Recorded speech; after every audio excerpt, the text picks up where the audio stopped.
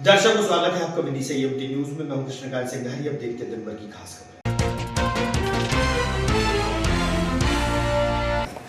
सब्जी और फल विक्रेताओं को साइबर क्राइम की जानकारियों से एसपी ने कराया अवगत। शहर के व्यापारी वर्ष जन रहे मौजूद।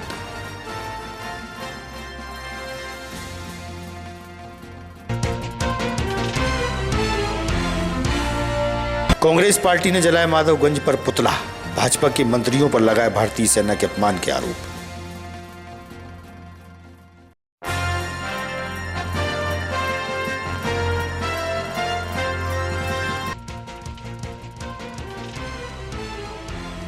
और हाई टेंशन लाइन का तार टूटने से खेलते समय 3 बच्चे आए विद्युत तार की चपेट में। गंभीर हालत में कराया जिला अस्पताल में भर्ती।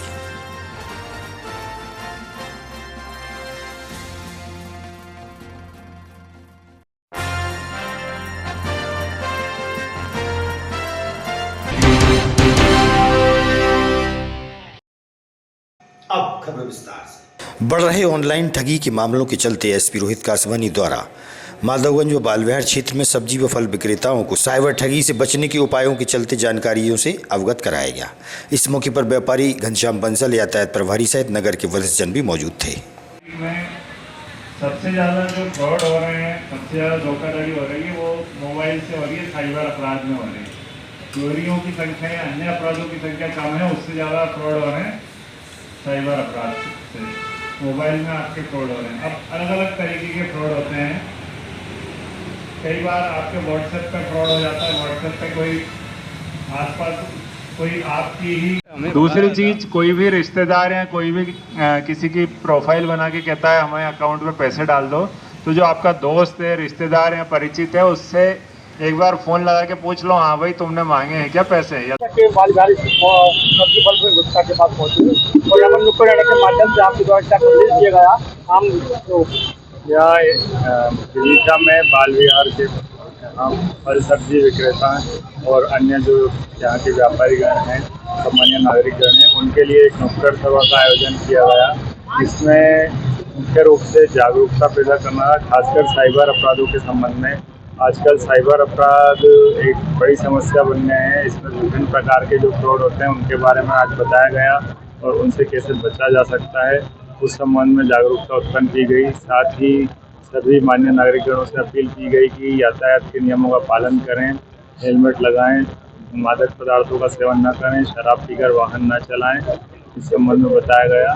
मैं सभी से पुनः यही अपील करूंगा कि आपकी जो गाड़ी कमाई है उसके लिए आप पैसे के लिए जितना मेहनत करते हैं उतना ही उसको सेविंग करने के लिए और उसका ध्यान रखें कि आपके पैसे का कोई फ्रॉड ना हो।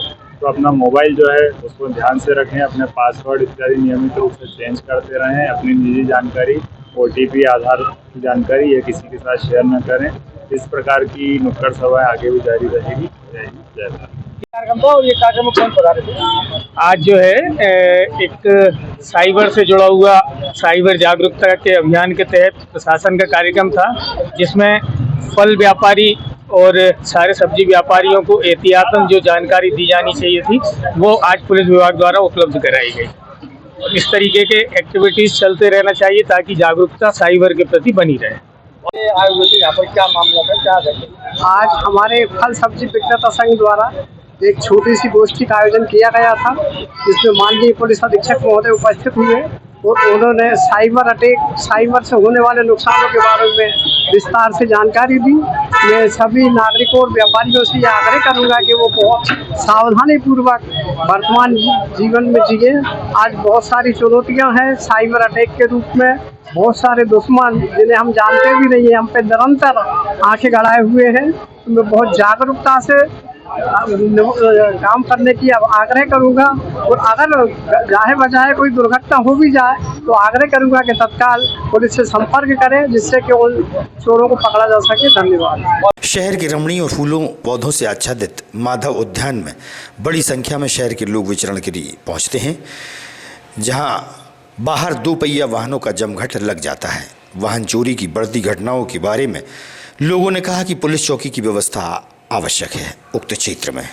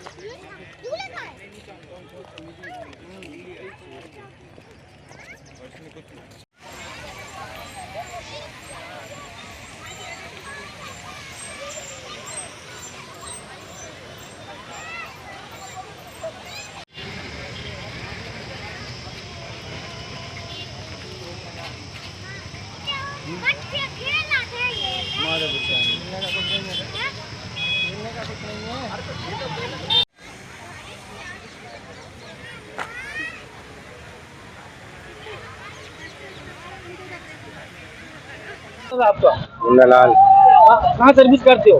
माधव उद्यान है सर। दादा अभी कितने पहले की अपेक्षा वर्तमान में कितने यहाँ पर लोग घूमने के लिए आते हैं?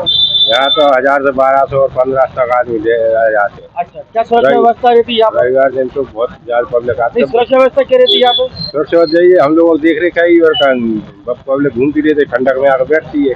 कितने बजे तक खुलता है ये? 5 बजे से 8 साढ़े 8 बजे तक। यहाँ पर जो गर्मी के मौसम में किस तरीके की राहत मिल रही है आपको? यहाँ एक तो शुद्ध वातावरण है और शाम के समय ठंडक का माहौल हो जाता है, तो दिन भर कोई बहाना नहीं है कि हम घर से निकल सकें। जो लोग शाम को फ्री होते हैं तो हम यहाँ माधव उद्यान में घूमने, हम तो प्रतिदिन घूमने आते हैं और देखा जाता है शनिवार रविवार को काफ़ी भीड़ रहती है। लोग बड़ी संख्या में यहाँ पर घूमने के लिए आते हैं, शुद्ध वातावरण मिलता है।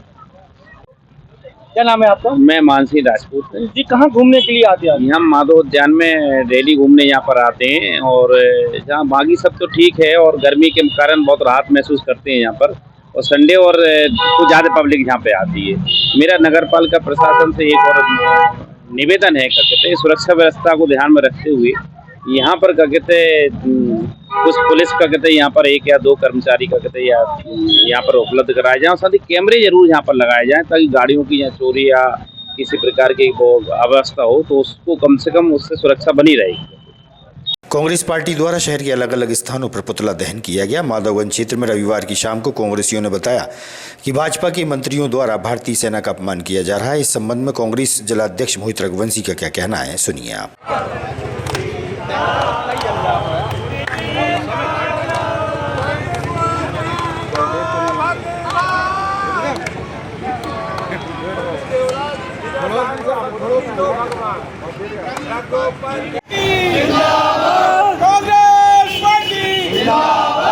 देशद्रोही मंत्री इस्तीफा दो, इस्तीफा दो, इस्तीफा दो, इस्तीफा दो। देशद्रोही मंत्री इस्तीफा दो, इस्तीफा दो, इस्तीफा दो। कांग्रेस पार्टी करेंगे। कांग्रेस पार्टी का एक एक कार्यकर्ता इस बात के लिए सचेत रहे। अभी तो हमने थोड़े थोड़े कार्यक्रम हो रहे हैं, आने वाले समय में इस जिले को हम राहुल गांधी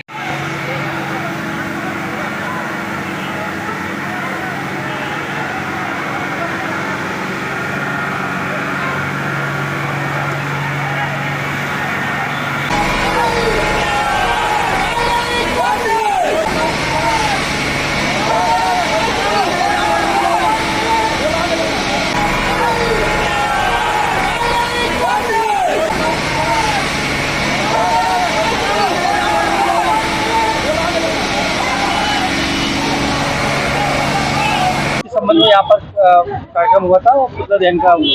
हमारी देश की सेना का भारतीय जनता पार्टी के कमीना मंत्री जिस तरीके से अपमान कर रहे हैं, उसी को लेकर मध्य प्रदेश के ऊर्जावान अध्यक्ष माननीय जीतू पटवारी जी द्वारा संपूर्ण प्रदेश में जिला मुख्यालय ब्लॉक मुख्यालयों पर पुतला दहन के कार्यक्रम दिए गए थे। उसी तारतम्य आज विदिशा में जगदीश देवड़ा जी एवं विजय साय जी का पुतला दहन जिला कांग्रेस कमेटी के तत्वाधान में कांग्रेस परिवार के साथियों के द्वारा जलाया गया। जिला कांग्रेस कमेटी के ऊर्जावान अध्यक्ष मोहित रघुवंशी के नेतृत्व में, जैसा कि हमने हर बार कहते हैं, हम पुतला जलाते हैं और हमने पुतला जलाया और हम आगे भी कह रहे हैं, भारतीय जनता पार्टी की इन सेना के बारे में अपमान कर रहे हैं ये लोग। इनका पुतला जलाना हमारा कर्तव्य था, हर देशवासियों का कर्तव्य है। हम इनके जूते भी मारेंगे, इनको आगे आगे चौराहे पे ब्लॉक मुख्यालय पे इनका पुतला जलाएंगे। उत्कृष्ट विद्यालय के समर कैंप के समापन मौके पर छात्र छात्राओं द्वारा सुंदर चित्रकारियां उकेरी गई।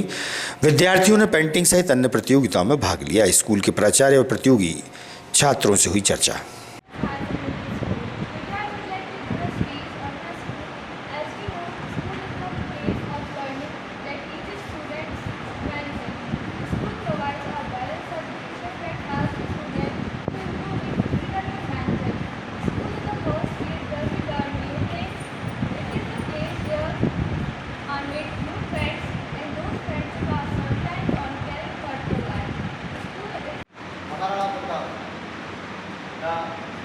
person who sacrificed his everything for his nation, for his family and for his land, for his Mathrubhumi, was born on 9 by 1540 at the Kumbarga district in Mewar. And now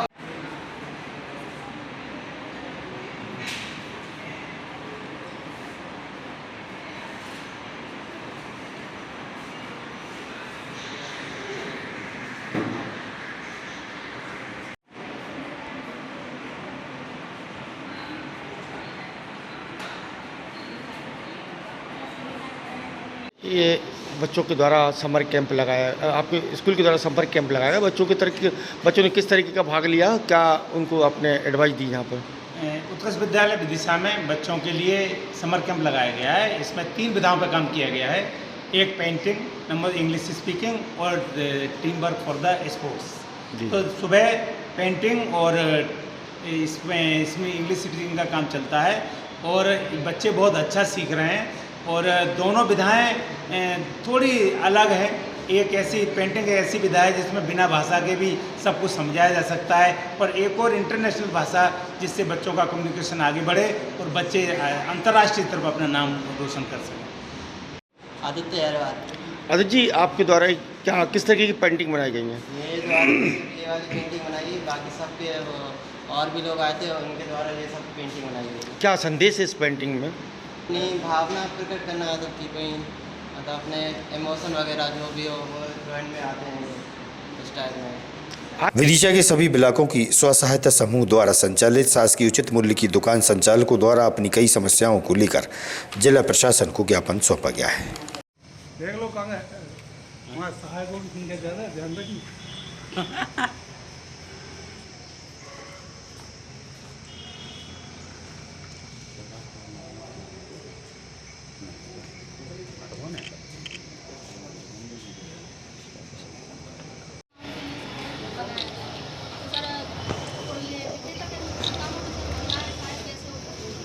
ये तो पकड़ ले यार, पकड़ ले।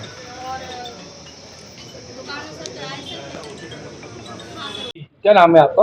मेरा भावना तिवारी नाम है। मैं उचित मूल्य दुकान स्व सहायता समूह खाईखेड़ा की विक्रेता हूँ, जिसमें हम लोग हम लोग की समस्याएं जो सरकार ने नई नियम लागू किए हैं उनमें सिर्फ महिला ही विक्रेत करें और जो सहायक विक्रेता हैं वो 2 विक्रय करें। लेकिन हमारी समस्या ये है कि हमें एक पुरुष की भी आवश्यकता है, जिसमें भारी सामान उठाने में परेशानी आती है। कुछ लोग शराब के नशे में आते हैं, वो बदतमीजी भी कर सकते हैं एंड करते भी हैं। तो वो समस्याएं जो हमें एक पुरुष सहायक की भी आवश्यकता है, वो हमारी मांग पूरी करे। और दूसरी बात, हमारे जो वेतन है, मासिक वेतन आता है, वो समय पर नहीं आता और वो बहुत ही कम है, जिसमें हमारा खर्चा नहीं निकल पाता, ना ही हमारे जो दुकान का किराया है वो, और जो हमारी सहायक है डीलर, उनको भी नहीं दे पाते हैं, तो वो कम है, तो वो भी बढ़ाया जाए। क्या नाम है आपका? मेरा नाम मोनिका शर्मा है। मैं स्वच्छता केंद्र ग्रोथ से हूँ और हमारी मांगे सरकार से यही है कि जो अभी जो नियम लागू किए हैं उनका कुछ निराकरण किया जाए। हमारे साथ सहायक के लिए एक पुरुष रखा जाए। महिलाएं रहेंगी, बहुत से लोग असभ्य आते हैं। सर से निवेदन है, सरकार से निवेदन है कि ऐसे लोग हमारे साथ हों कि हम सपोर्ट कर सकें। बोरियां उठाना ये सब महिलाएं थोड़ी कर सकती हैं, ये सब पुरुष ही कर सकती हैं। हमारे लिए किराया है, कुछ लोगों की अपने स्वयं के मकानों में है, पर कुछ लोग किराए से हैं तो किराया भी नहीं मिलता है, और तनख्वाह वेतन वगैरह भी काफ़ी कम है। सहायक रहेगा उसके लिए भी तनख्वाह देना है, तो वो कहाँ से देंगे हम लोग। तो हमारी मांग यही है कि हमारी ये सहायक जो हैं वो पुरुष हों और वेतन भी हमारा बढ़ाया जाए। इसके अलावा जो हम तनख्वाह वेतन में से वितरण करें लोगों को, ये तोलने वाले लोग हैं, इनको भी देना पड़ता है। तो इन सब के लिए अभी तक कैसे चल रहा था? अभी तक ठीक ठाक चल रहा है। अच्छा चल रहा है सर। अभी कोई पुरुष काम करता था? हाँ सर, करता है, सहायक के रूप में करता है। आपके पति करते थे या कर्मचारी? नहीं, कर्मचारी रखे हुए हैं हमने। सरकार एक और महिलाओं को आगे बढ़ा रही है और आप फिर कह रही हैं कि क्या कहते हैं? नहीं, तो महिलाएं आगे बढ़ेंगी, पर बोरियां महिलाएं कैसे उठाएंगी सर? एक सहायक तो रहता ही है ना, पहले से रह रही है। नहीं, तो वही तो हो रहा है, वही तो हटा रहे हैं। सहायक महिला घाटे में चल रही है कंट्रोल, मिनिमम कंट्रोल घाटे में ही है सर। अभी कोई फायदा ज्यादा है नहीं। जब से कंट्रोल चालू है कुछ कभी छोड़ क्यों नहीं देते? कभी जब आपको सर लगता है कभी कि सर आता है, कभी लेट आता है, कभी और छोड़ना ही है सर। वो तो अगर ऐसा रहेगा तो स्वाभाविक है छोड़ेंगे। विदिशा नगर पालिका द्वारा आयुष्मान आरोग्य मंदिर का संचालन किया जाता है। प्रातः 8 बजे से खुलता है। संजीवनी का समय 9 बजे से है, लेकिन समय पर कोई चिकित्सक नहीं पहुंचते हैं, कर्मचारियों ने बताया। वही आँख खोल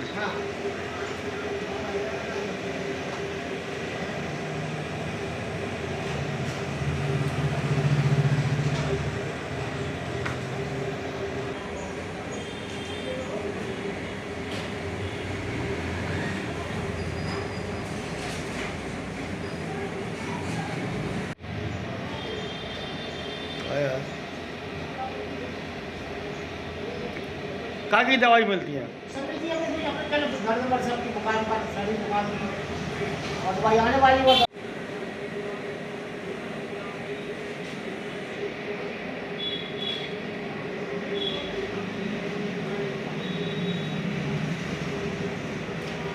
आपका इंद्रपाल सिंह राजपूत सर। इंद्रपाल सिंह राजपूत। इंद्रपाल सिंह राजपूत। कहाँ काम करते हो आप? नगर पालिका धर्म मंत्री बोल रहा है। धर्म मंत्री से। तो ये कितने बजे खुलता है ये? 8 से खुलता है। 8 से 11 तक बैठते हैं अशोक धाम में। हाँ, फिर संजीवनी वाले जाते हैं। तो अभी कितने बज रहे हैं? सर 9:30 होने वाले। 9:30 बजे। तो कितने बजे खुलता है? 8 बजे। 8 बजे खुलता है। अभी 1 घंटा लेट होगा, अभी कोई नहीं आया है। और संजीवनी वाले? संजीवनी वाले कोई नहीं। संजीवनी वाले कितने बजे आते हैं? 9 बजे जाते हैं। 9 बजे आते हैं। 9:30 बजे। इनकी कोई देखभाल नहीं करता? कोई अधिकारी वगैरह नहीं आता इनको देखने के लिए? कभी कभी आते हैं हम। अच्छा, कभी क्या क्या दवाई मिलती है यहाँ पर? इधर आयुर्वेदिक की मिलती है, अपनी एलोपैथिक की मिलती है सर। पूरनपुरा क्षेत्र में विद्युत हाई टेंशन का तार टूटने के कारण खेल रहे बच्चे उसकी चपेट में आ गए। पूरनपुरा गली नंबर 4 में निवासी 12 वर्षीय हर्ष रैकवार 80% जल गया, जबकि 2 बच्चों की हालत नाजुक है। इलाज के लिए जिला अस्पताल में भर्ती कराया गया है।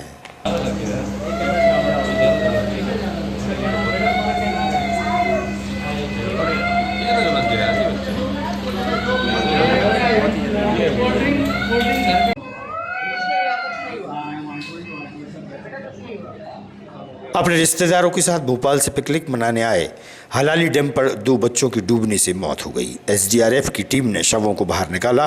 भोपाल निवासी फिरोज खान और शहजाद खान की डूबने से मौत हो गई।